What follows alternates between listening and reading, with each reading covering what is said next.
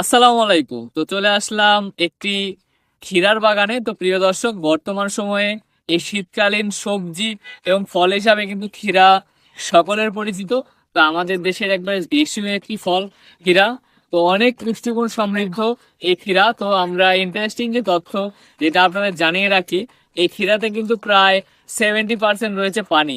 তো যারা পিত্তথলির পাথর বা বর্তমান সময়ে আমরা কিন্তু গ্যাসের ট্যাবলেট খাওয়ার প্রবণতা অনেক বেশি, ওমিপ্রাজল, ইসোমিপ্রাজল, অ্যান্টাসিড সহ রেনিডিন সহ বিভিন্ন গ্যাসের ওষুধ, ব্যথা ব্যথা পরবর্তী সময় ব্যথার ওষুধের সাথে কিন্তু গ্যাসের ওষুধগুলো খেতে হয়।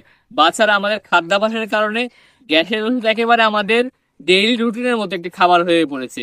তো দীর্ঘদিন ধরে গ্যাসের ট্যাবলেট যদি আপনারা খান, তাহলে কি আপনার পিত্তথলির পাথর হওয়ার সম্ভাবনা প্রায় 50 ভাগ বেড়ে যায়। তো প্রিয় দর্শক, সেটার কথা যদি আপনাদের পিত্তথলির পাথর হয়েই যায়, বা এটার প্রিভেনশন করার জন্য বা এটা প্রতিরোধ করার জন্য কিন্তু এই ক্ষীরা কিন্তু খুবই উপকারী একটি ফল। কারণ এই ফলটি যদি আপনি কাঁচা বা সালাদ করে খেতে পারেন, বা প্রতিদিন যদি ডায়েটে আপনি প্রায় 100 থেকে 200 গ্রাম ক্ষীরা রাখলে আপনাদের যে পিত্তথলি যে পাথরের ভাবও এসে থাকে, সেটাকে কিন্তু খুব সুন্দরভাবে একেবারে চলে যেতে পারে। তো প্রিয় দর্শক, অনেক সুন্দর একটি ফল। তো আমি চলে আসলাম আমার পরিচিত আঙ্কেলের হচ্ছে যে মাঠে। তো এখানে এসে কিন্তু দেখলাম এইখানে কি বেগা ক্ষীরা। আমি কিছুদিন আগে গমের একটি ফসল আপনাদের দেখালাম আমাদের চলন বিলে। তো আজকে চলন বিলের আরেকটি ফসল আপনাদের দেখাচ্ছি।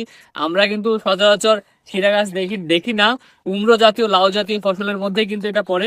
তো এটা কিন্তু খুব খুব অল্প সময়ে আপনার ইচ্ছা করলে আপনাদের বাসার ছাদ বাগান বা বেলকনি বাগানেও কিন্তু এই ক্ষীরা কিন্তু লাগাতে পারেন। তো প্রিয় দর্শক, আমি কিন্তু দেখাচ্ছি এখানে ফুল ধরে আছে, হলুদ হলুদ ফুল, খুব সুন্দর মনোরম ফুল লাগছে।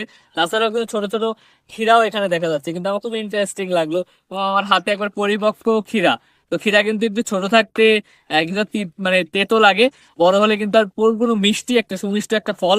তো সালাদ হিসাবে কিন্তু খুব ভালোভাবে এই ক্ষীরা কিন্তু খাওয়া হয়ে থাকে। তো চলনগুলো এখন নতুন নতুন ফসলের আবাদ হচ্ছে, যেটা দেখে আমার ভালো লাগলো। আমি চলে আসলাম আজকে সিংড়া জোলারবাজার চলনবিল এলাকায়। তো এখানে এসে এত বড় একটি ক্ষীরার খামার বা ক্ষীরার ক্ষেত দেখে আমার খুবই ভালো লেগেছে। তো এরকম ইন্টারেস্টিং ভিডিও দেখতে আমাদের সাথে থাকুন। আর সেই সাথে জানিয়ে রাখি, এই ক্ষীরা সালাদ হিসাবে না খালি খেতে কেমন লাগে অবশ্যই কমেন্টে জানাবেন। ধন্যবাদ সকল।